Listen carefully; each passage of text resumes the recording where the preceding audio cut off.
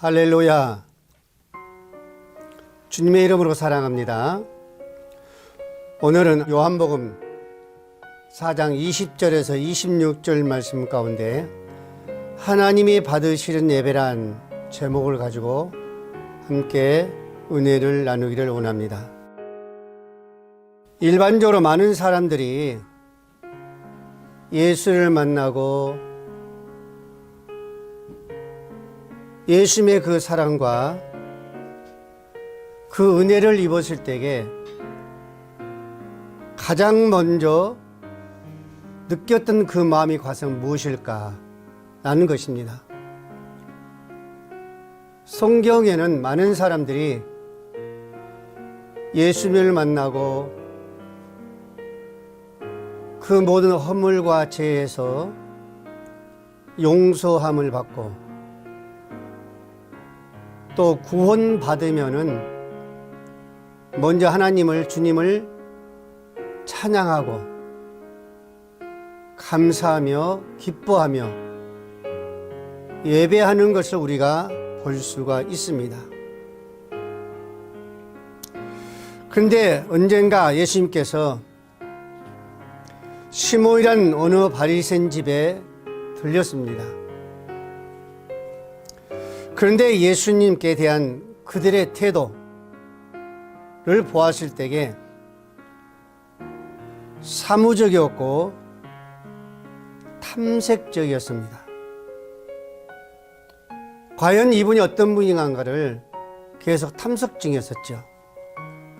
그런데 거기서 죄인인 한 여자가 찾아왔는데 예수님을 그렇게 사랑할 수가 없었습니다. 그는 눈에 눈물을 흘리며 예수님의 발에 값비싼 향유를 붓고 자기 머리털로 예수님의 그 발을 닦기 시작합니다. 여러분, 이 죄인이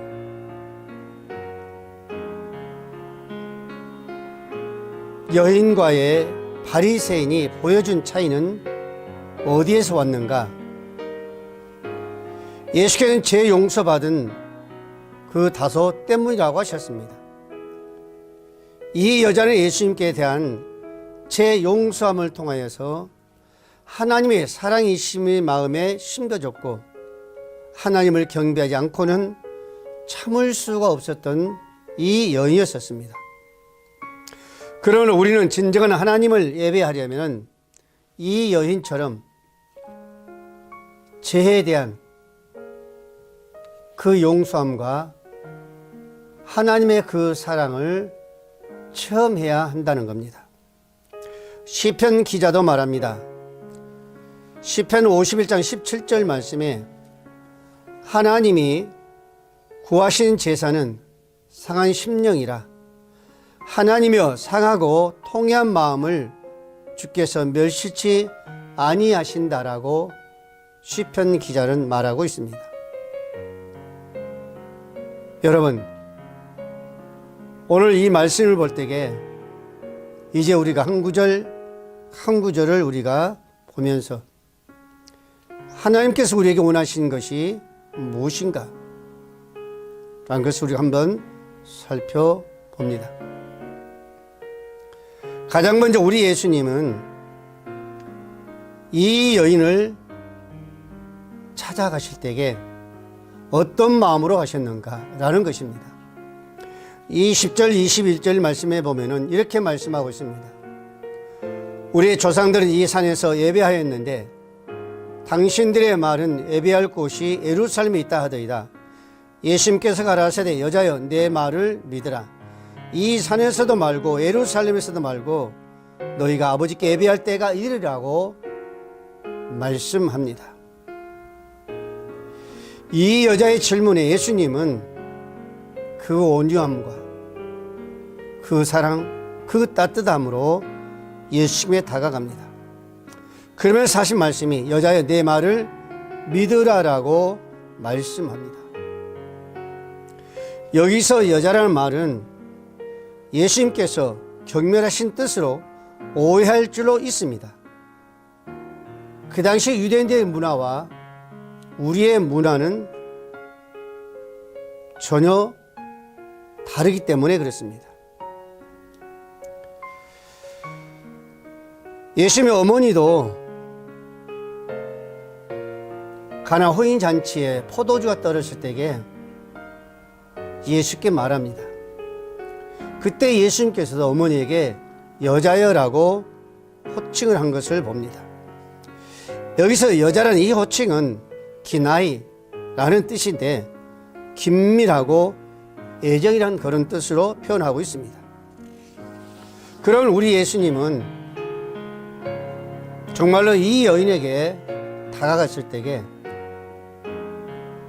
따뜻한 그 사랑으로 이 여자라는 것을 호칭을 사용했습니다. 이 말이 우리의 어감에는 거칠고 정말 무례하게 들릴 수도 있습니다.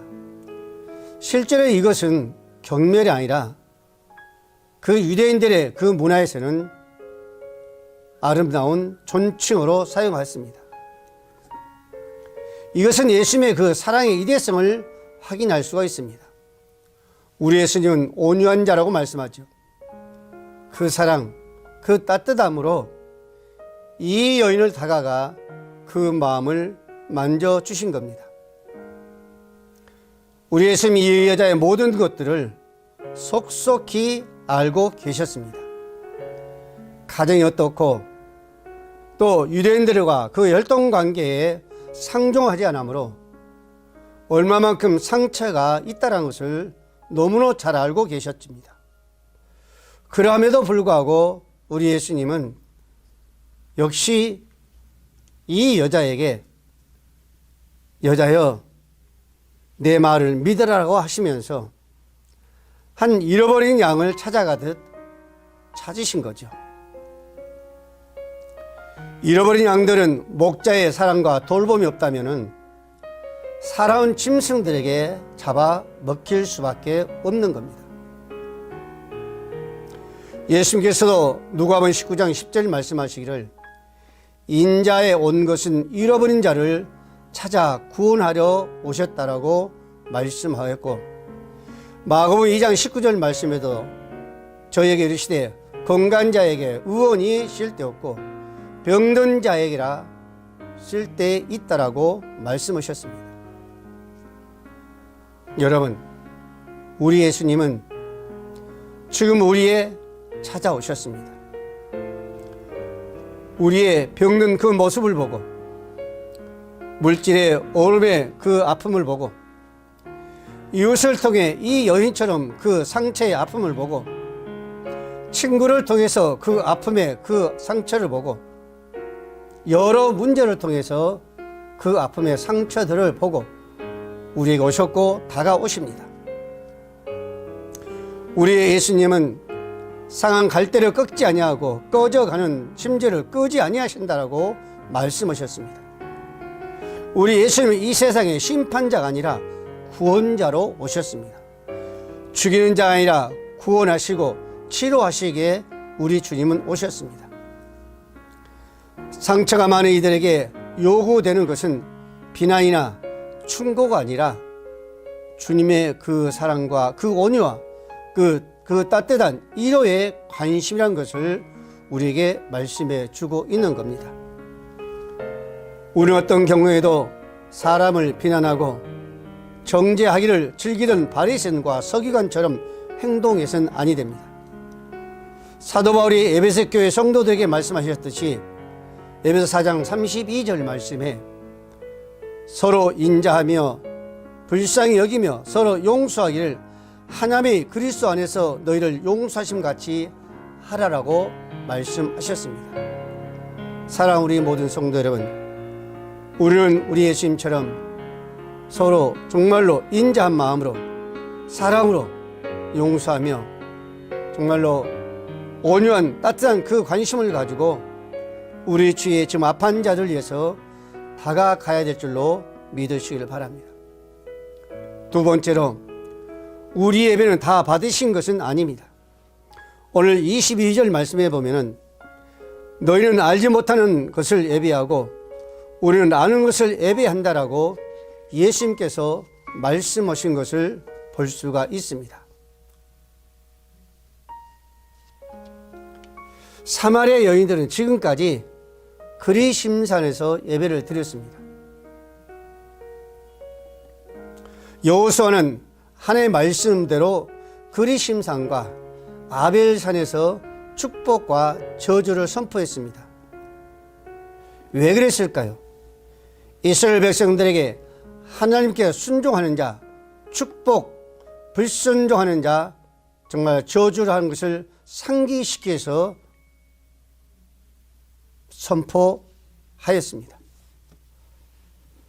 이 사마리아인들은 예루살렘의 성전에 지을 그 무렵에 자신의 성전을 세워 신앙의 본거지로 삼았습니다. 어디서요? 그리심산에서. 하나님께서 아브라함에게 이삭을 드리러 갑니다. 그 산도 역시 그리심산으로 알려지고 있습니다. 여호수아가 세운 성소도 그리심산이었다라고 주장하고 있습니다. 그러나 여러분, 이 사마리아인들의 그 여인들의 그 예배는 알지 못하는 예배였습니다. 알지 못한다는 것은 참 하나님에 대한 예배를 드리지 못하고 우상 숭배와 혼재된 예배를 드리는 것을 말씀하고 있습니다. 즉 그들은 모세 오경만 성경으로 받아들이고 그 밖에 성경을 무시함으로써 하나님에 대해 전혀 몰랐다는 의미가 아니라 하나님과 관계가 없다는 것입니다. 혼재라는 것은 무슨 얘기요? 예수도 부처도 좋다는 그런 관념입니다. 쉽게 하면은 뜨겁지도 않냐고 차갑지도 아니하다는 거죠. 구약시대 하나님께서는 예루살렘에서 예배하라고 지시합니다. 그러므로 예루살렘 외에는 어느 곳도 예배 드려서는 안 되는 것이죠. 그런데 사마리아인들은 그리심산 예배를 드렸죠. 그리고 그들은 아무리 정성을 다하여 예배를 드렸음에도 그 예배는 하나님은 기뻐하시지 않는다는 것입니다. 구원은 우리가 원한다고 해서 이루어지는 건 아니지 않습니까? 하나님이 원해야 되는 겁니다. 우리가 원한다고 해서 우리에게 은혜 주시는 것은 아닙니다. 하나님이 주셔야 되는 겁니다. 그래서 사마리아인들이 하나님께 정하신 방법이 아니라 자기들의 마음대로 정하여 그리심산에서 예배를 드린 것은 하나님과 전혀 무관한 예배란 거죠. 즉 하나님이 원하신 예배가 아니란 겁니다. 이와 마찬가지로 오늘날 우리 예배도 하나님의 이름으로 예배를 드리지만 하나님과 전혀 상관없는 예배가 될 수도 있다는 겁니다.